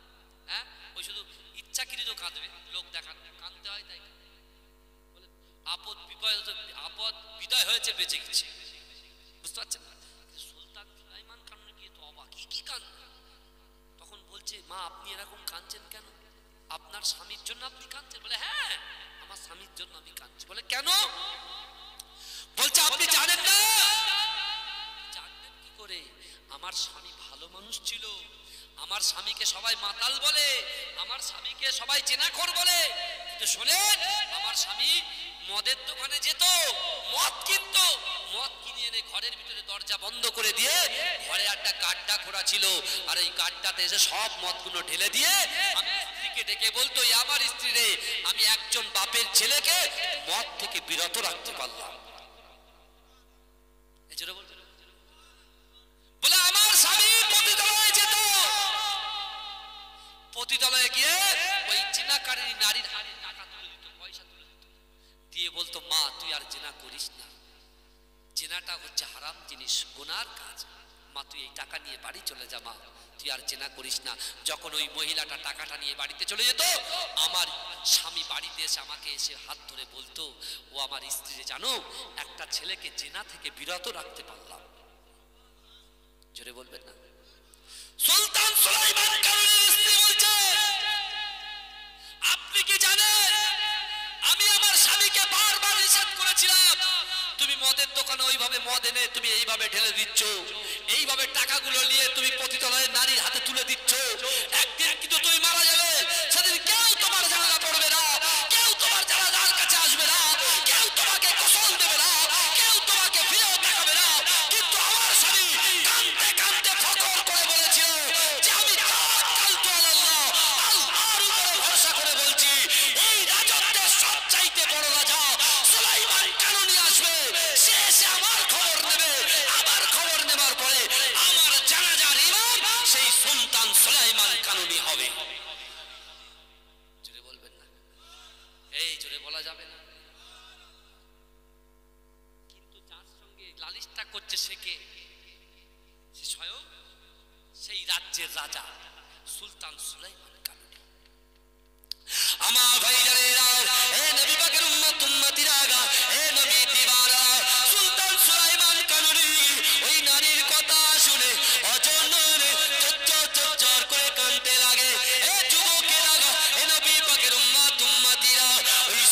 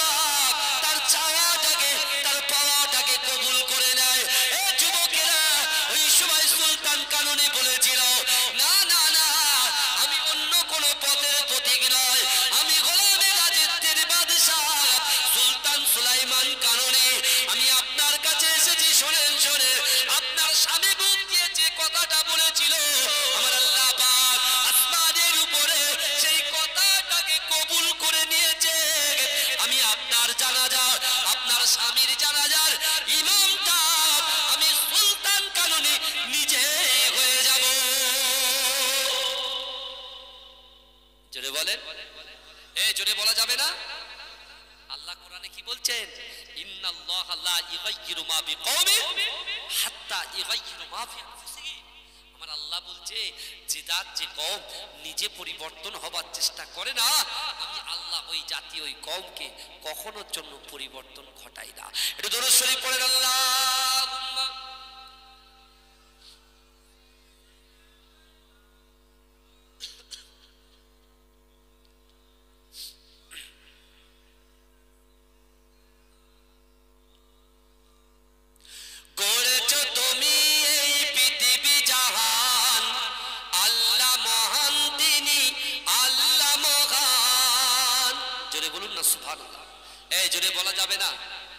চিৎকার দিয়ে বলা যাবে না। নারে তাকবীর, নারে তাকবীর। গড়েছো তুমি এই পৃথিবী জাহান, আল্লাহ মহান তিনি আল্লাহ মহান, আল্লাহ মহান তিনি আল্লাহ মহান, আল্লাহ মহান তিনি আল্লাহ মহান। তুমি হাসাও তুমি কাঁদাও, অন্ধ বোবাকে রিজিক যোগাও। তুমি হাসাও তুমি কাঁদাও, অন্ধ বোবাকে রিজিক যোগাও। করলে হাহাকার তৃষ্ণা পিপাসার, মিষ্টি পানিতে প্রাণটা ভেজাও। হয়নি হবে না তোমার সমান, আল্লাহ মহান তিনি আল্লাহ মহান। জোরে হবে না সুবহানাল্লাহ? এ জোরে হবে না সুবহানাল্লাহ? সূর্য ওঠে রোজ পূর্ব আকাশে, জ্যোৎস্না চড়াই চাঁদ রাতি আকাশে। অশান্ত এই মন শান্ত হয়ে যায়, অশান্ত এই মন শান্ত হয়ে যায়। তোমারই দেওয়া বৃষ্টি বাতাসে, হয়নি হবে না তোমার সমান, আল্লাহ মহান তিনি আল্লাহ মহান, আল্লাহ মহান তিনি আল্লাহ মহান, আল্লাহ মহান তিনি আল্লাহ মহান।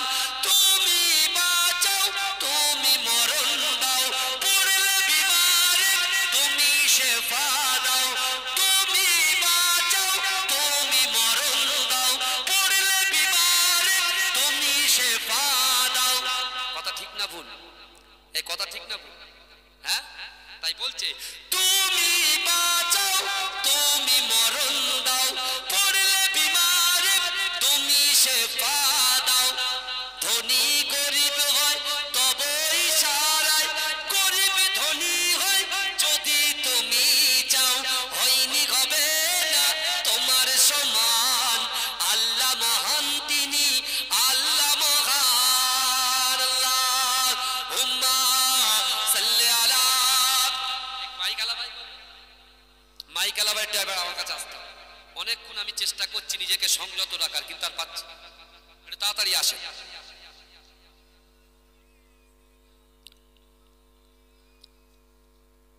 আমার বাবাজিরা এখান থেকে আমার আর এক জায়গায় যেতে হবে, বুঝলেন? 11টায় টাইম সেখানে।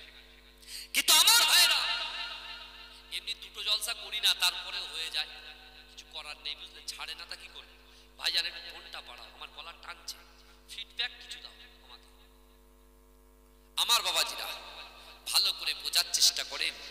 তাহলে সুলতান সুলাইমান কানুনি তার জানাজার ইমাম হয়ে গেলেন, কিন্তু সে নিয়ত করেছিল কি করেনি? কথা বলেন, এই কথা বলে না? তাই আল্লাহ পাক কোরআনে বলছেন ওয়ালিমান খাফা মাকাম রাব্বিহি জান্নাতা। যার অন্তরের ভিতরে, যে যুবক যে যুবতী যে নারী যে পুরুষ, তার অন্তরের ভিতরে তার কর্মের ভিতরে খাউফে ইলাহি, আমি আল্লাহর ভয় নিয়ে যদি আমার সামনে দাঁড়াই, আমি আল্লাহ কটা জান্নাত দেব? এই জোরে বলে। এখন মুসলিম জাহানের দ্বিতীয় খলিফা হুজুরের কথা বলছিলাম না? কোন বাদশা মাথা চেয়েছিল? ইরানের বাদশা একটা কিলারকে পাঠিয়েছে। এখন সেই কিলার এসেছে, সে মনে মনে ভাবছে একটা জামানার খলিফা, সেই খলিফার বাড়ি হবে বিশাল বাড়ি, হ্যাঁ, তার প্রচুর পাহারাদার থাকবে, বাউন্সার থাকবে, বুঝতে পারছেন না? এবং বিশাল বড় বড় অট্টালিকা থাকবে, তার হাই সিকিউরিটি থাকবে। এখন সে ব্যক্তি এসছে, এসে দেখছে কি ব্যাপার, মদিনার জমিনে একটাও বড় পাকা বাড়ি নেই। বলছে আমিরুল মুমিনিন ওমরের বাড়ি কোথায় বলো তো? হ্যাঁ, খেজুর পাতার ছাউনির বাড়ি, চারখানা বাড়ি পরপর আছে। এই যে তাকে জিজ্ঞেস করেছে সে বলছে ওই দেখেন ওই সোজা দেখতে পাচ্ছেন এই চারটে বাড়ির মিডিলে ওটাই হচ্ছে আমাদের মুসলিম জাহানের দ্বিতীয় খলিফা হযরত ওমর হুজুরের বাড়ি। জোরে বলুন, এই জোরে বলবেন না সুবহানাল্লাহ। এ তো অবাক, এ তখন বলছে রিল্যাক্স হয়ে গেছে, বলে তো আমার তো এর কাছে পৌঁছানোটা তো কোনো ব্যাপারই না। হ্যাঁ, আমি যাব, কলা নেব, ডাইরেক্ট ইরানের বাদশার কাছে যাব, হাফ রাজত্বের মালিকানা আমার হয়ে যাবে। বুঝতে পেরেছেন না? এ এখন টুকটুক করে এগোচ্ছে, যে এগোচ্ছে মানতে ওমর হুজুর ঘরের বাইরে চোখটা বুজিয়ে শুয়ে আছে। পিছন থেকে জঙ্গল থেকে একটা বাঘ, সে যখন তার পিছু ধরেছে, পিছনে যেই ঘুরেছে দেখছে একটা বিশাল বড় বাঘ। ও তখন বলছে, খুব আনন্দ করছে নিজেকে, ও বুঝতে পারছে সামনে একটা গাছ আছে, আমি ওই গাছে উঠে পড়বো। হ্যাঁ, আর যেহেতু বাঘ তো ধরবে কাকে? ওমর হুজুরকে ধরবে। ওমর হুজুরকে যেই বাঘ ধরবে, আমার আর কিছু মারতে হলো না, আর কেউ আমাকে যেমন মাস্টার গায়ে হাত দেবো মানে কি তার প্রজারা ঠিক চলে আসবে। তো অর্থাৎ বাঘ যেমন গিয়ে খেয়ে নেবে, যেখানে খাবে সেখান থেকে মাথাটা নিয়ে আমি ইরানে চলে যাব, আমার রাজার কাছে ওমর হুজুরের মাথাটাকে দিয়ে দেবো, দিয়ে দেওয়ার পরে আমার উপরবন্দি আমি চলে যাব, সারা জীবন ইয়াস রিল্যাক্সের মধ্যে থাকবো। আমার ভাইরা, আল্লাহ বলছে বান্দা বিসমিল্লাহির রহমানির রহিম ওয়াসারিউ ইলা মাগফিরাতিম মির রাব্বিকুম ওয়া জান্নাতিন আরদুহাস সামাওয়াতু ওয়াল আরদ ওয়া ইদ্দাত লিল মুত্তাকিন। জোরে বলুন না সুবহানাল্লাহ, এই জোরে বলবেন না সুবহানাল্লাহ। আমার আল্লাহ বলছেন বান্দা ইন্নাল্লাহা লা ইউগাইয়িরু মা বিকওমিন হাত্তা ইউগাইয়িরু মা বিআনফুসিহিম। যে কওম নিজে পরিবর্তন হবার চেষ্টা করে না, ওই জাতি ওই কওমকে কখনো জন্য পরিবর্তন ঘটায় না। যে যুবকটা ওমর হুজুরের মাথা আনতে এসেছিল, ও ছিল কি ইহুদি। কে ছিল? ইহুদি ছিল। সে গিয়েছে, ও কি করেছে? গাছের উপর উঠে পড়েছে। বাঘ কি করছে জানেন? বাঘ কি ওমর হুজুর শুয়ে আছেন, রাউন্ড কাটছে, গোল করে করে ঘুরছে। যখন ঘুরছে পায়ের একটা আওয়াজ, বাঘের গায়ের একটা গন্ধ দেখে হাদিস শরীফের মধ্যে এসছে, ওমর হুজুর কি করেছে জানেন? চোখটা খুলে দেখতে পাচ্ছেন বাঘ ওমর হুজুর উঠে দাঁড়িয়েছে। দাঁড়িয়ে বাঘটাকে এত জোরে ধমক দিল, বলে যাও তোমার গন্তব্যস্থলে তুমি চলে যাও। যেই বলেছে, সত্যি সত্যি কি আশ্চর্য।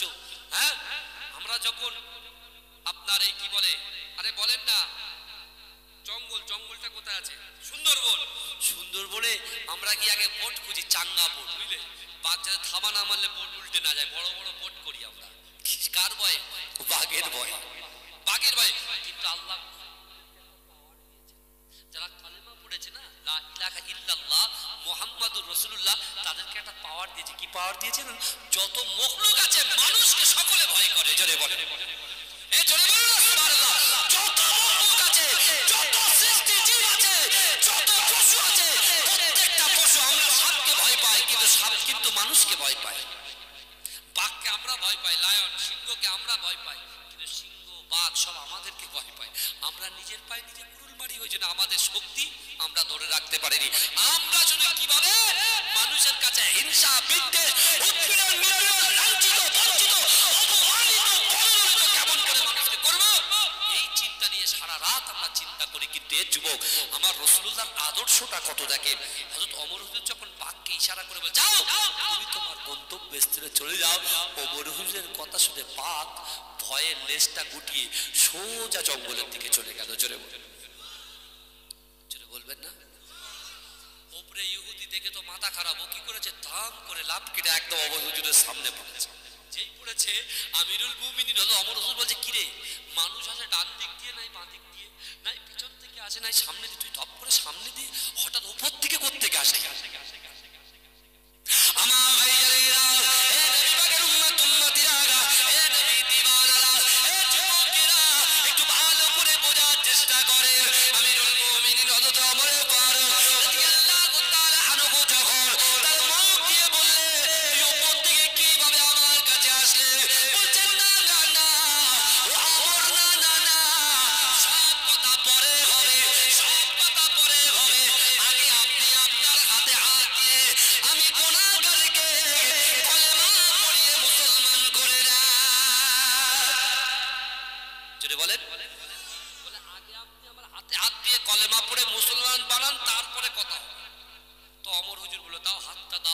আশহাদু আল্লা ইলাহা ইল্লাল্লাহু ওয়া আশহাদু আন্না মুহাম্মাদান আবদুহু ওয়া রাসূলুহু কলেমা পড়েছে। বলে কি হয়েছে বলো?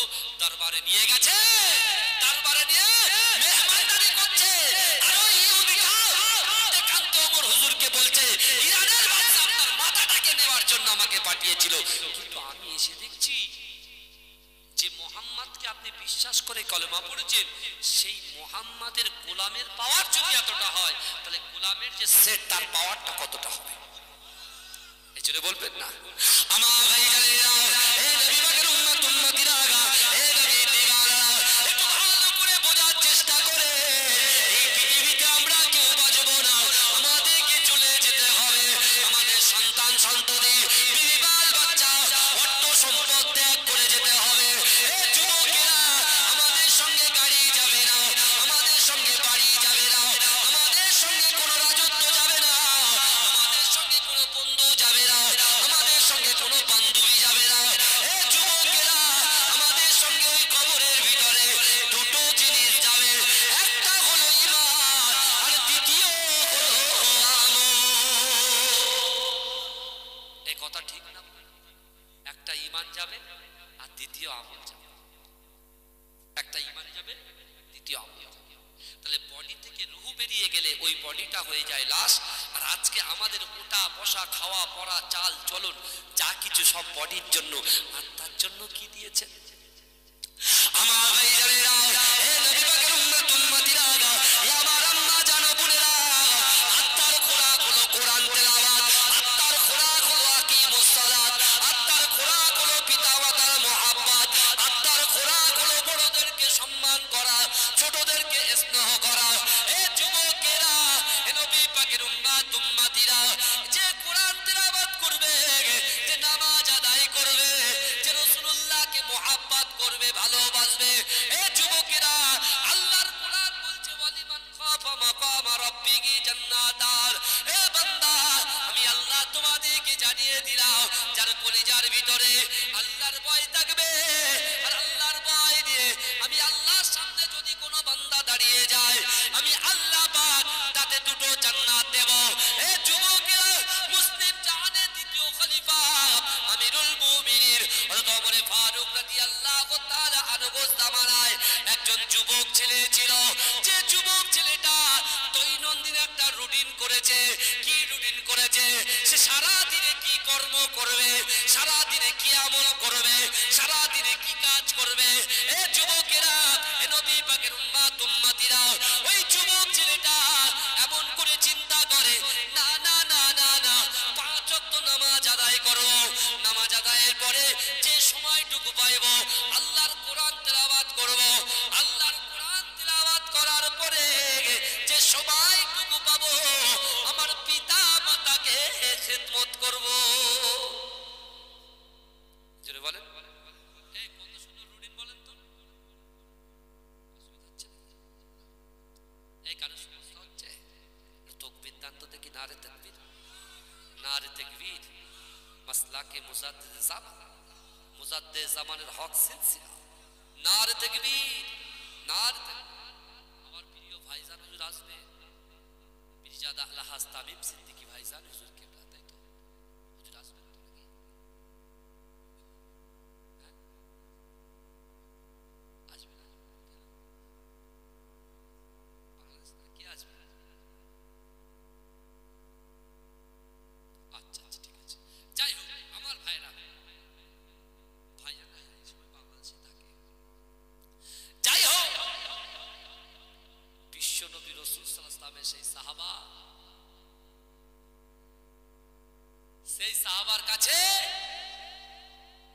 একজন যুবক, সে ঠিক করেছে যে না, আমি কি করব, কোরআন তেলাওয়াত করব, নামাজ পড়ব, পিতা মাতার খিদমত করব। জোরে বলে ভাই, পিতা মাতার খিদমতের কথা কি কোরআন নেই মনে করেছেন? আছে। আল্লাহর কোরআন বলছে ফালা তাকুল্লাহুমা উফিউ ওয়ালা তানহাকুমা ওয়া কুল্লাহুমা কওলান কারীমা। জোরে বলুন না, এজোরে বলা যাবে না। পিতা মাতার সঙ্গে যে বেটা বিয়াদবি করেছে তার আমল মাইনাস। এই ভালো করে শোনে, বিশ্বনবী নবী রাসূলুল্লাহ তার মায়ের পেটে থাকাকালীন বাপকে হারিয়েছে, 6 বছর বয়সে মাকে হারিয়েছে। এই বুঝতে পারছে? সেই রসুল 8 বছর বয়সে পাহাড়ের পাদদেশে অঝর নয়নে কাঁদছে যে আবু জেহেল কাফের, সে আবু জেহেল রাস্তা দিয়ে হেঁটে হেঁটে আসছে। আল্লাহ রসুলকে কান্নারত অবস্থায় দেখে থাকতে না পেরে রসুলকে জড়িয়ে ধরে মুখে চুমা খেয়েছে। জোরে বলে, শুধু চুমা খায়নি, করেছে জানে, শুধু চুমা খায়নি, তিনি তার ঘোড়ার পিছনে, তার পিঠের পিছনে ঘোড়া যখন বসিয়ে দিয়েছে আর ঘোড়াকে চাবুক মারছে, চল চল চল চল, ঘোড়া আল্লাহকে বলছে আল্লাহ হবে না, আপনি আমার জবান খুলে দেন। আবু জেহেলকে বোঝার ক্ষমতা ভাই, পিঁপড়ে আমাদের এদিক কামড়ায়, এই কথা বলেন না, কার পিঁপড়ে কামড়ায় আমরা কি করে সাথে সাথে একদম বলে দিই, এক চান্স বলতা কামড়ায় এক চান্সে টলে দিই, বুঝলেন? আবু জেহেল যখন রাসূলুল্লাহকে পিছনে বসিয়ে, তার পিছনে ওরা বুঝতে পেরেছে তো আমার সাল্লাকা ইল্লা রাহমাতাল লিল আলামিন, হ্যাঁ সেই রসুলকে আবু জেহেল আমি যাব, ও আমার দ্বারা অসম্ভব। আল্লাহকে বলছে আল্লাহ মরে যেতে রাজি আছে, সামনে এগোতে রাজি নয়। জোরে বলে, একটা পশু ছিল বাঘ, আজকে আমরা রসুলকে চিনতে পারলাম না। আমার রাসূলুল্লাহ সংকল্প কি ছিল? তার উম্মত নামাজ পড়বে, তার উম্মত রোজা রাখবে, তার উম্মত পিতামাতার খিদমত করবে, তার উম্মত বাজে সঙ্গ ছাড়বে, বাজে কাজ ছেড়ে দেবে, সগীরা কবিরা গুনাহ করা ছেড়ে দেবে, সুদ ছেড়ে দেবে, হারাম ছেড়ে দেবে, জুয়া ছেড়ে দেবে, ব্যভিচার ছেড়ে দেবে, জিনা ছেড়ে দেবে। আচ্ছা যারা জিনা করেছে, আচ্ছা যারা সুদ খেয়েছে, আচ্ছা যারা খারাপ কাজে লিপ্ত হয়েছে, তাদের কি কোনো ক্ষমা নাই মনে করেছেন? এই যারা আজ পর্যন্ত নামাজ পড়েনি তাদের কি ক্ষমা হবে না মনে করেছেন? ক্ষমা আছে। কোথায় আছে? কোরআনে আল্লাহ বলে দিয়েছে, কি বলেছে? ইয়া আইয়ুহাল্লাযীনা আমানু তুবু ইলাল্লাহি তাওবাতান নাসুহা। আল্লাহ বলছে বান্দা তুমি যদি তওবার মতো তওবা করো, কার মতো তওবা করো? তওবার মতো যদি তওবা করো, আমি আল্লাহ তোমার ব্যাকে যা গুনাহ করেছো সব ক্ষমা করে দেবো। জোরে বলেন। কিন্তু আবু জেহেলের মতো বললে, এই আবু জেহেলের মতো করলে হবে না, উতবার মতো বললে হবে না, শাইবার মতো করলে হবে না, আবু সুফিয়ানের মতো করলে হবে না। যদি বলেন হুজুর আপনি ওদের নাম বলছেন, আমার যে রাত্রে কোরআন তেলাওয়াত করেছিল, আর আবু যে প্রথমে বলছিলাম না, বলতে বলতে এদিকে চলে এসেছিলাম, আবু জেহেল যে রাতে রাসূলুল্লাহর কোরআন শুনেছিল তার পরের রাতে বাড়িতে গিয়ে উসমিস উসমিস করছে। তার পাশে তার স্ত্রী উম্মে জামিল শুয়ে আছে। কোন উম্মে জামিল বলেন তো? রাসূল যখন কাবা শরীফে নামাজ পড়তে যেত আর কাঁটা বিছিয়ে দিত, এই আওয়াজ আপনারা শুনেছেন? ওই উম্মে জামিল হচ্ছে আবু জেহেলের স্ত্রী। এখন আবু জেহেল যখন উসমিস উসমিস করছে, উম্মে জামিল চিন্তা করছে আমার স্বামীটা এরা উসমিস উসমিস তো কোনোদিন করে না, ও শোয় আর ঘুম, কিন্তু ওরা উসমিস উসমিস করছে কি? উম্মে জামিল বলছে হ্যাঁ গো কি হয়েছে? বলে দাদ তুমি ঘুমাও তো। বলে কেন? বলে আমি মক্কার এত বড় সর্দার, কিছুদিন পরে বাণিজ্য মেলা হবে, অল ওভার ওয়ার্ল্ড থেকে মানুষগুলো আসবে, তাদের চিন্তা আমার টেনশন হয় না। উম্মে জামিল বলছে বাবা এ তো বিশাল দরদি হয়ে গেছে, হ্যাঁ এ নিজে ছাড়া কিছু বোঝে না, নিজের ছাড়া কিছু বোঝে না, এ মানুষকে বুঝবে, নিশ্চয়ই কোনো কারণ আছে। উম্মে জামিলকে শুধু বলছে তুমি ঘুমাও তুমি ঘুমাও। উম্মে জামিল বলছে এরকম কথা তো কোনোদিন পড়ে না, তুমি ঘুমাও, তাহলে নিশ্চয়ই এর কোনো আজকে রাত্রে কোনো কাজ সাজিয়েছে। উম্মে জামিল চালাক মহিলা ছিলেন, উনি ঘুমানোর ভান করেছে, বুঝলেন, ঘুমানোর ভান করে চোখ বুঝে আছে। এখন আবু জেহেল চুপি চুপি একটা কম্বল নিয়ে ঘর থেকে বেরিয়ে যাচ্ছে, যেই দরজা খুলবে উম্মে জামিল উঠে দাঁড়িয়ে বলছে কোথায় যাচ্ছ, কোথায় যাচ্ছ? বলে তুমি ঘুমাওনি? বলে না চোর ধরার জন্য ঘুমানোর ভান করেছিলাম। ধরা পড়ে গেছে স্ত্রীর কাছে। আরে আমি কেমন হুজুর, আমার স্ত্রী তো ভালো জানে, কথা ঠিক না? তার সাথে ব্যবহার, তার সাথে আমি থাকি, আমার কেমন সে তো সে জানে, আপনি কেমন আপনার বলতে পারবে, বুঝলেন না? ওই যে সুলতান সুলাইমান কানুনিকে তার স্ত্রী শুনিয়ে দিল, শুনেছেন তো? কিন্তু আমার এখন আবু জেহেল বলছে দেখ উম্মে জামিল তুমি যে কালে জানাজানি হয়ে গেছে, কিন্তু কথাটা কিন্তু ঘরের ভিতরে রেখো, ঘরের বাইরে দিও না। বলে কেন কি? বলে শোনো না, যে মুহাম্মাদের কোরআন তেলাওয়াত শুনেছি তাকে আমরা পাগল বলি, শায়ের বলি, কবি বলি, কিন্তু না না এটা কোনো মানুষের লিখিত কিতাব না, এটা ঐশী বাণী, আল্লাহর বাণী। এখন ওই কোরআন না শুনলে আমার ঘুম আসছে না।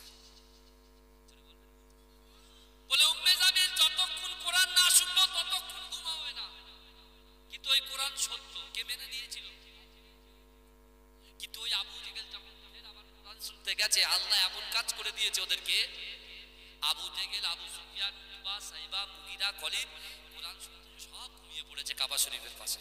আর রৌদ্র যেই বার হয়েছে সবাই এবারে উম্মে জামিল উঠেছে। উম্মে জামিল উঠে বলছে সর্বনাশ হয়ে গেছে, তো লোক দেখতে পেয়েছে আমরা মুহাম্মাদের কোরআন শুনছি। এ ও যেই পালাতে গিয়ে সব ফুল লেগে গেছে, লেগে বলছে তুমি এখানে, বলছে তুই এখানে, বলছে দেখ এখানে ঝগড়া করিস না, লোক খারাপ বলবে, চল চার দেয়ালের ভিতরে চলে যায়। চার দেয়ালের ভিতরে আলোচনা। সেই কোরআন রাসূলুল্লাহ তেলাওয়াত করেছেন, বিশ্বাস করুন এ যুবক, আর এই যুবকটাও সেই রাসূলুল্লাহর সেই কোরআন বন্টন যে রাসূল করেছেন সেই কোরআনটা এই যুবকটাও শুনেছে, পড়ছে। আর মসজিদে নববী শরীফে নামাজ পড়তে গেছে, কিন্তু এই যুবকেরা ওই রাস্তার মিডলে একজন ব্যভিচারিণী নারী, ওই যুবক যে যুবকটা 5 ওয়াক্ত নামাজ পড়ে, যে যুবকটা কোরআন তেলাওয়াত করে, যে যুবকটা পিতামাতাকে খিদমত করে, ওই যুবকটার প্রতি আসক্ত হয়ে ওই নারীটা তাকে যে প্রপোজ করবে, তাকে যে একটা প্রপোজাল দেবে, তাকে যে একটা চেনা করার বার্তা দেবে, সেই সাহসটা তার কুলাচ্ছে না। সে কিন্তু দৈনন্দিন রাস্তার সামনে দাঁড়িয়ে থাকে। কারণ কি? তার মাথায় টুপি আছে, মুখ ভরা দাঁড়িয়ে আছে, পরনে জুব্বা আছে, তার কলিজার ভিতরে আল্লাহর ভয় আছে, রাসূলুল্লাহর মহব্বত আছে। জোরে বলুন, জোরে বলবেন। এখন ওই যুবকটা যায়, মেয়েটা দাঁড়িয়ে থাকে কিন্তু কিছু বলতে পারে না, কিন্তু যুবকটা কোনোদিন তাকায় না। জোরে বলুন না সুবহানাল্লাহ। মসজিদে নববীতে নামাজ হচ্ছে, ইশার নামাজ, ইশার নামাজ শুরু হয়ে গেছে। ইশার নামাজ শেষ করে ছেলেটা কোরআন তেলাওয়াত করছে। কোরআন তেলাওয়াত করতে করতে করতে করতে করতে করতে এমন একটা টাইম চলে এসেছে যে তার পিতামাতার খিদমতের টাইম, সে পার হয়ে চলে আসছে। সে যখন চলে আসছে নারীটা সেইভাবে দাঁড়িয়ে আছে। একদিন নারীটা যখন উসপিস করছে, তার একজন খাদেমা, বয়স্ক খাদেমা তাকে জিজ্ঞাসা করছে কি হয়েছে রে তোর, তুই এইভাবে উসপিস উসপিস করছিস কেন? বলছে জানো তো আমি এই ছেলের প্রতি আসক্ত হয়ে পড়েছি, আমার তাকে ছাড়া আমার ভালো লাগছে না, তাকে আমি একদিন পেতে চাই। তখন সেই বৃদ্ধা নারী বলছে তুই এটা ঘাবড়াচ্ছিস কেন, আমি কালকে ব্যবস্থা করে দেবো, যা তুই ঘরে থাকবি। এখন এই যুবক ছেলেটা তার পরের দিন 5 ওয়াক্ত নামাজে গিয়ে যখন এশার সময় ফিরছে, এই বয়স্কা নারীটা রাস্তার মাঝখানে ছেলেটাকে দাঁড় করিয়ে বলছে বাবা আমার বাড়িতে কোনো নারী নাই, আমার বাড়িতে কোনো যুবক নাই। সে সত্য কথা বলছে না মিথ্যা কথা বলছে? মিথ্যা কথা বলছে। যে আমার বাড়িতে কিছু আসবাব আছে, সে আসবাবগুলো একটু সরাতে হবে, তাই তুমি একটু আমার সঙ্গে চলো। মন নরম হয়ে গেল, কেন একজন বয়স্কা নারী, সে যখন চলে গিয়েছে, বয়স্কা নারী ঘরের ভিতরে ঢুকে ঘরের দরজা লক করে, যেই লক করে দিয়েছে, যুবক খৌফে এলাই কাকে বলে? লটারি কাটা জায়েজ না হারাম? কথা বলেন। জুয়া খেলা জায়েজ না হারাম? পিতামাতার কষ্ট দেওয়া জায়েজ না হারাম? হারাম। আপনি গোপনে গোপনে কাজ করছেন, মা পরকিয়া করা হারাম, গোপনে গোপনে করছেন না। যুবকরা গালাত গালাত পিকচার, গালাত গালাত ভিডিও কম্বলের ভিতরে দিয়ে দেখছে, এটা কিন্তু হারাম। এই যুবকেরা ভালো করে বোঝার চেষ্টা করো। আল্লাহ বলছে বান্দা অহুয়া মাকুম আইনামা কুনতুম, বান্দা তোমরা যেখানে আমি আল্লাহ সেখানে। অর্থাৎ খৌফে এলাই কাকে বলে? যুবকটা ঘরের ভিতরে প্রবেশ করেছে, বুঝতে পেরেছে ঘরের ভিতরে কোনো নারী থাকতে পারে, সাথে সাথে আল্লাহর ভয়, রাসূলুল্লাহর মহব্বত, আল্লাহর কোরআন তাকে বাঁচিয়ে দিয়ে চোখটা মুড়ে নিয়েছে। জোরে বলুন, চোখ বুঝিয়েছে। চোখ বুঝিয়ে চিন্তা করছে, নাফসের সঙ্গে কথা বলছে, ঘরের দরজা বন্ধ, জানালা বন্ধ, একজন নারী আমার নিজের খয়েশ, মনের খয়েশ, কিন্তু না, আল্লাহর কোরআনের আয়াত মনে পড়ে গেল, ওয়ালিমান খাফা মাকামা রাব্বিহি জান্নাতান। ছেলেটা তখন চিন্তা করে করে বেহুশ হয়ে পড়ে গেল। জোরে বলেন, এই জোরে বলা যাবে না? বেহুশ হয়ে যখন পড়ে গেল, এই মেয়েটা তখন ঘরের ভিতর থেকে আওয়াজ করলো, বৃদ্ধা নারী ঘরের দরজা খুলে দিল, ঘর থেকে বার করে বলছে কি ব্যাপার জানেন, হয়তো মারা গিয়েছে। বলছে তো কি হয়েছে, ঘাবড়াচ্ছিস কেন, তুই হাত ধর আর আমি পা ধর, যাই নর্দমায় ফেলে দিল। হাত পা ধরে নর্দমায় ফেলে দিলে। এদিকে পিতা মাতা সন্তানের জন্য ওয়েট করে। এই মেয়েরা, যুবকেরা, যতক্ষণ পর্যন্ত রাত্রের বেলা তোমরা স্কুল কলেজ থেকে রাত্রের মধ্যে না বাড়ি ফেরো, পিতা মাতা কিন্তু ঘুমাতে পারে না, ঠিকভাবে খেতে পারে না। কথা ঠিক না ভুল? কথা বলেন না? আর সেই কোরআন আল্লাহ পাক বলছেন ফালা তাকুল্লাহুমা উফি ওয়ালা তানহারহুমা ওয়া কুল্লাহুমা কওলান কারীমা। তোমাদের আচার আচরণে, তোমাদের ব্যবহারে তোমাদের পিতামাতা যেন উফ শব্দ না করে। যে যুবকটা কোরআন তেলাওয়াত করতো, নামাজ আদায় করতো, মাকে খিদমত করতো, মা তখন কাঁদছে যে আমার ছেলের কি কোনো বিপদ হয়ে গেল নাকি, শিগগিরই যাও না, আমার ছেলে কেন রাতে বাড়ি আসছে না, বাপ বেরিয়ে গেছে, এসে দেখছে ছেলে বেহুশ অবস্থায় পড়ে আছে। বাপ ছেলেটার কোলে চুমা দিয়ে কাঁদতে কাঁদতে বাড়িতে নিয়ে গেছে, মুখে পানি ছিটিয়েছে, ছেলেটা চোখ খুলেছে। চোখ খোলার পরে বাপ জিজ্ঞাসা করছে, বাবা কি হয়েছে? বলছে আল্লাহর কোরআন আমাকে আজকে বাঁচিয়ে দিয়েছে। জেনে বলে, যে কোরআনকে আমরা সুন্দর একটা গিলাফে সুন্দর আতর মাখিয়ে ঘরে তো সুপেশ করে সাজিয়েছি। তোমার বাপের হক আছে, যুবকের হক আছে, স্ত্রীর হক আছে, ওই কোরআনের কিন্তু একটা হক আছে। যে কোরআন পড়বে সে কবরে কামিয়াবি হাসিল করবে, আর যে কোরআনকে দূরে সরে রাখবে জাহান্নামের ভিতরে তাকে আযাব ভোগ করতে হবে। নারে তাকবীর, নারে তাকবীর, নারে তাকবীর। মাসলা কে জামান মুজাদ্দিদ জামানের হক সিলসিলা। নারে তাকবীর। উলামায়ে হযরতগণ